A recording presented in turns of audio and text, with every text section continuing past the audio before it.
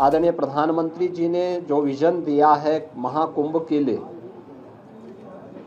उसको स्थानीय स्तर पर लागू करने के लिए सभी लोग पूरी प्रतिबद्धता के साथ कार्य कर रहे हैं। और मैं आपको इस बात के लिए धन्यवाद दूंगा कि प्रयागराज की छवि को एक पॉजिटिव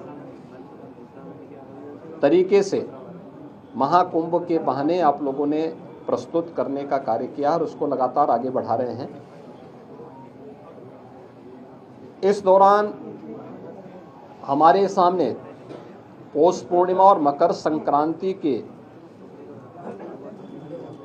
जो मुख्य स्नान थे वे संपन्न हो चुके हैं और आगामी जो स्नान है, जिसमें मौनी अमावस्या का स्नान 29 जनवरी को और बसंत पंचमी का 3 फरवरी को, ये 2 बड़े महास्नान हैं जो कुंभ की शोभा है, इस महाकुंभ की शोभा है।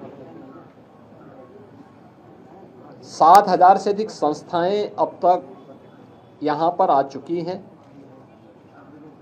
और मेरा मानना है, आज मैंने पूरे महाकुंभ एरिया का सर्वे किया है। प्रातःकाल से हम लोग देख रहे हैं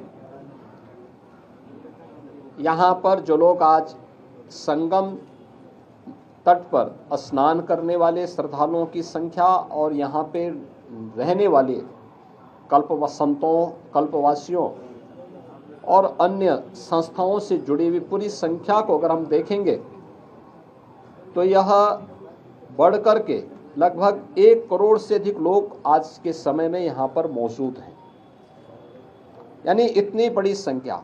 और उसके लिए पूरी तत्परता के साथ यहाँ पर सभी विभाग मिलकर के, केंद्र और राज्य सरकार के सभी विभाग मिलकर के पूरी प्रतिबद्धता के साथ लग करके उनकी सुविधा के लिए, उनकी सुरक्षा के लिए, भव्य दिव्य और डिजिटल कुंभ की परिकल्पना को साकार करने के लिए, उनकी आस्था को सम्मान देते हुए और आधुनिकता के साथ जोड़ने के लिए कार्य हो रहा है। आज इन्हीं सब मुद्दों पर बीच में यहाँ पर प्रदेश सरकार के वरिष्ठ अधिकारी, चीफ सेक्रेटरी, डीजीपी और अन्य अधिकारियों को भी हम लोगों ने भेजा था। आज एक बार हम लोगों ने फिर कितना कुछ और आगे बढ़े हैं। 29 और 3 फरवरी के महास्नान के आयोजन को ध्यान में रख करके पूरी व्यवस्था का हम लोगों ने अवलोकन किया है और मुझे पूरा विश्वास है कि भगवान प्रयागराज और माँ गंगा की कृपा से हम लोग यहाँ पर इन दोनों स्नानों को भी सकुशल संपन्न करने में सफल होंगे। महाकुंभ में आदरणीय प्रधानमंत्री जी का, आदरणीय राष्ट्रपति जी का, आदरणीय उपराष्ट्रपति जी का कार्यक्रम भी प्रस्तावित है। बहुत शीघ्र उन तिथियों को केंद्रीय गृह मंत्री जी आदरणीय अमित शाह जी का भी कार्यक्रम प्रस्तावित है। अन्य महानुभावों के भी कार्यक्रम यहाँ पर लगातार चल रहे हैं। पूर्व राष्ट्रपति आदरणीय रामनाथ कोविंद जी इस समय महाकुंभ के आयोजन के साथ जुड़े हुए हैं। तमाम राज्यों के माननीय राज्यपालगण, माननीय मुख्यमंत्रीगण लगातार यहाँ आ रहे हैं।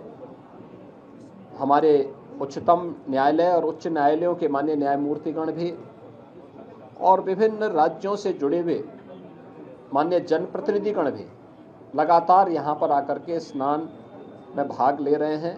लाखों की संख्या में संतों, कल्पवासियों की उपस्थिति वर्तमान में प्रयागराज में है। बड़ा भव्य और दिव्य आयोजन हो रहा है, अनेक धार्मिक अनुष्ठान हो रहे हैं और प्रयागराज की महिमा जिन कार्यों के लिए जानी जा रही है, माँ गंगा, माँ यमुना और माँ सरस्वती की इस त्रिवेणी में, वह सब कुछ आज यहाँ पर देखने को मिल रहा है। चाहे देशी हो या विदेशी, जो कोई भी संगम में स्नान कर रहा है अभिभूत होकर के जा रहा है। मुझे यानी मकर संक्रांति और पौष पूर्णिमा के दिन ये सौभाग्य हमें नहीं मिला कि हम लोग स्नान कर सकें, लेकिन क्योंकि हम लोगों ने अपने आप को ही प्रतिबंधित कर रखा था कि कोई भी यहाँ पर नहीं जाएगा। केवल सामान्य संतों और श्रद्धालुओं के लिए वो सुविधा थी। लेकिन जो भी आया, उन्होंने आपके माध्यम से जो बातें कही और ख़ास तौर पर संतों और श्रद्धालुओं की तो उनकी आस्था को हम जान सकते थे।